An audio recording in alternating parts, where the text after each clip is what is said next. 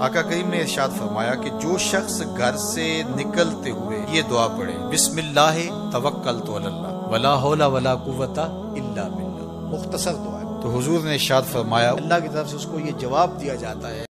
حضرت شیخ شبلی کا نام سنا ہوگا، بہت بڑے بزرگ گزرے ہیں، تو ان سے کسی نے کہا کہ میں کثیر العیال ہوں، بچے زیادہ ہیں، تو جی خرچ ہی نہیں پورا ہو رہا، آ کے شکوے شروع کر دی، شکایتیں شروع کر دی۔ تو جب وہ ساری بات مکمل کر چکا تو حضرت شیخ شبلی نے فرمایا کہ تو واپس گھر چلا جا، جس کا رزق اللہ کے ذمہ نہیں ہے اس کو گھر سے نکال دے، تو سوکھا ہو جائے گا۔ اس نے کہا جی یہ کیسے ہو سکتا ہے، سب کا رزق اللہ کے ذمہ کرنا ہے۔ تو کہا پھر اتنی بھی پریشانی کی کیا ضرورت، اس کے ذمہ ہے، اب وہ کب کتنا دیتا ہے اس پہ تو راضی رہے، تیری زندگی سوکھی ہو جائے گی۔ تو اللہ پر توکل، اللہ پر بھروسہ، یہ خوبصورت زندگی کی ضمانت ہے، اور یہ توحید کا فیضان ہے۔ جب اللہ پر یقین کامل ہو جائے تو پھر اس پر توکل پیدا ہو جاتا ہے، اور توکل زندگی کا جمال ہے، توکل زندگی کی خوبصورتی ہے۔ لیکن توکل یہ نہیں ہے کہ چھوڑ کے بیٹھ جائے، توکل کا مفہوم یہ ہے کہ حضرت انس رضی اللہ تعالیٰ عنہ سے ہے کہ گھٹنا بھی باندھو اور اللہ پر توکل بھی کرو۔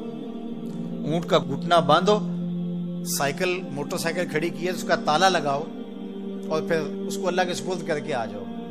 لیکن اگر آپ گاڑی کھلی چھوڑ کے آ جاتے ہیں، اونٹ کو گھوڑے کو کھلا چھوڑ کے آ جاتے ہیں اور کہتے ہیں میں اللہ پہ بھروسہ کیا، یہ توکل کے منافی۔ جو اسباب ہیں ان کو پورا کرو، اسباب کو پورا کرنے کے بعد آگے سپرد اللہ کے کرو، تمہارے لیے کافی ہوگا۔ اور حضور کا ایک فرمان سنیے، آقا کریم نے ارشاد فرمایا کہ جو شخص گھر سے نکلتے ہوئے یہ دعا پڑھے، بسم اللہ توکلت علی اللہ ولا حول ولا قوت الا باللہ، مختصر دعا ہے، تو حضور نے ارشاد فرمایا اللہ کی طرف سے اس کو یہ جواب دیا جاتا ہے کہ تجھے ہدایت عطا کر دی گئی اور تیری کفالت کر لی گئی، تیرا اللہ کفیل ہو گیا، اور تجھے ہر شر سے بچا لیا گیا اور شیطان کو تیرے راستوں سے ہٹا دیا گیا۔ کام کیا کرنا ہے، بسم اللہ توکلت علی اللہ ولا حول ولا قوت الا باللہ، یہ گھر سے نکلتے ہوئے پڑھ لیں گے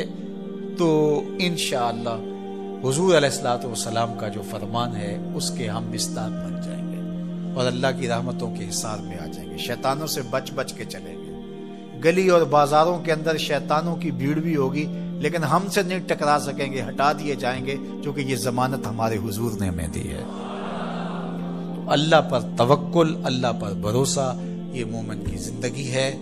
کام کریں، گھٹنے باندھیں، سب کچھ کریں، لیکن بھروسہ اللہ پہ۔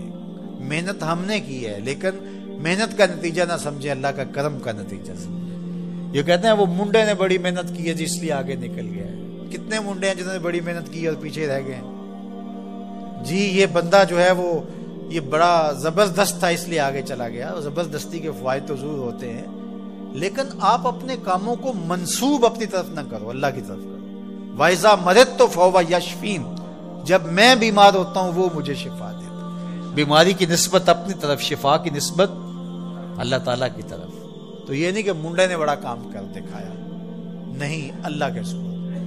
اور میں تو کہتا ہوں کہ اپنے کام اللہ کے سپرد کرو۔ کسی کے اوپر جب ہم توقع رکھتے ہیں تو ہماری توقع قدم قدم پہ ٹوٹتی ہے۔ اللہ پہ توکل کرو، دنیا پہ توقع نہ رکھو۔ ٹھیک ہے اسباب بہم پہنچاؤ، کوشش کرو، لیکن نتیجہ سب کچھ اللہ کے سپرد رکھو، انشاءاللہ خیر ہوگی، بہتر ہوگی۔ پھر مایوسی بھی نہیں ہوگی۔ جب توقع ہی لوگوں پر نہیں ہوگی تو توقع ٹوٹے گی نہیں، توقع ہوگی نہیں تو ٹوٹے گی کیسے؟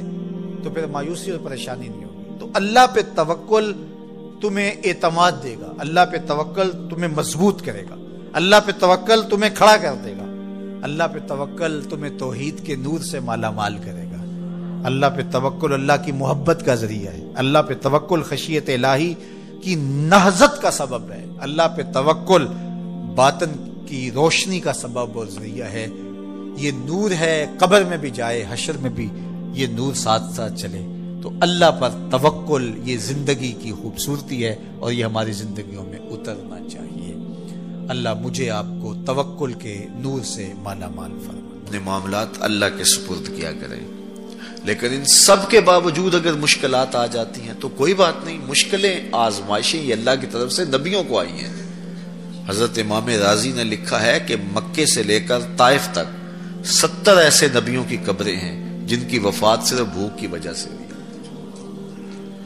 تو ہم ایک دن کا فاقہ آ جائے، تھوڑا سا کاروبار نرم ہو جائے تو بابوں کے پاس بھاگ کے اللہ کے ساتھ شریک ٹھہرانے لگ جاتے ہیں۔ کیوں؟ کس وجہ سے؟ آزمائش سہیں، برداشت کریں۔ تو اوپر نیچے یہ دن بدلتے رہتے ہیں، دن پھرتے رہتے ہیں، ہر وقت جو ہے کہ جادو ہو گیا، ٹونا ہو گیا، سایہ ہو گیا، بندش ہو گئی ہے، ہر وقت اسی چکر سے ہم نکلتے نہیں ہیں۔ اللہ پر توکل رکھیں، وہ رزق دیتا ہے، وہ رزق تنگ بھی کرتا ہے، وہ رزق کشادہ بھی کرتا ہے، بندوں کو آزماتا بھی ہے، بندوں کو ڈھیل بھی دیتا ہے۔ اس کی ڈھیل سے بھی ڈریں اور اس کی آزمائش میں بھی پورا اترنے کی کوشش کریں اور اسی کے حضور دامن پھیلائیں۔ جب مشکلیں آ جائیں تو مصلح بچھا لیں، گھر کے بچوں کو بھی کہیں کہ یہ مشکل آ گئی، لگتا ہے اللہ ناراض ہو گیا، چلو مصلح بچھاؤ۔ اگر بیٹیاں بھی نماز پڑھ رہی ہوں، نوافل ادا کر کے رب کے حضور دعا مانگ رہی ہوں، بیٹے بھی دعا مانگ رہے ہوں، چھوٹے چھوٹے بچے بھی دعا مانگ رہے ہوں، تو کیا اللہ خالی موڑ دے گا؟ تو زیادہ سے زیادہ نیک مجالس کے اندر شامل ہو جائیں۔ تو بالخصوص میں اپنے پیر بھائیوں کو پابند کرتا ہوں کہ آپ اپنے گھروں میں بھی پابند کریں، کسی بابے کے پاس نہ جائیں۔ یہ بڑے گندے لوگ ہیں، یہ سامنے اب چیزیں آ رہی ہیں، بڑے گندے اور غلیظ قسم کے لوگ ہیں، ان کی نظروں میں غلاظت بھری ہوئی ہے، اور جو ہے وہ لوگوں کے ہجوم سے کبھی متاثر نہ ہوں کہ فلاں وہاں سے اتنے لوگ جا رہے ہیں۔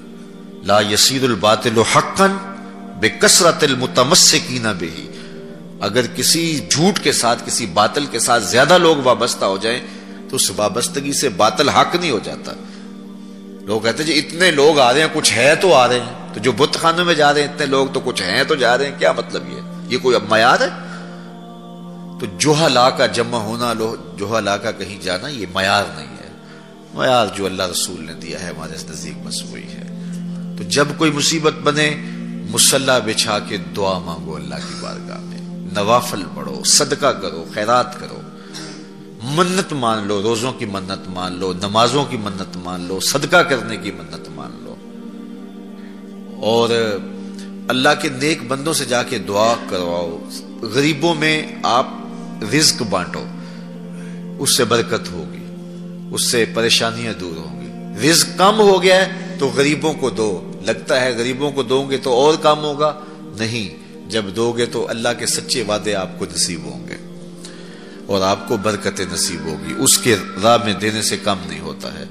اس لیے میں خاص طور پہ یہ باتیں اس لیے کر رہا ہوں کہ ان دنوں کے اندر بہت زیادہ جو ہے وہ اس طرح کے لوگ ہیں اور مختلف جو ہے وہ چینلز کے اوپر ان کو سامنے لایا جا رہا ہے، تو ان لوگوں سے اپنے دامن کو چھڑائیں اور صالحین کی صحبت کو اختیار کریں۔ صالحین کی صحبت سے آپ کو نور ملے گا، روشنی ملے گی۔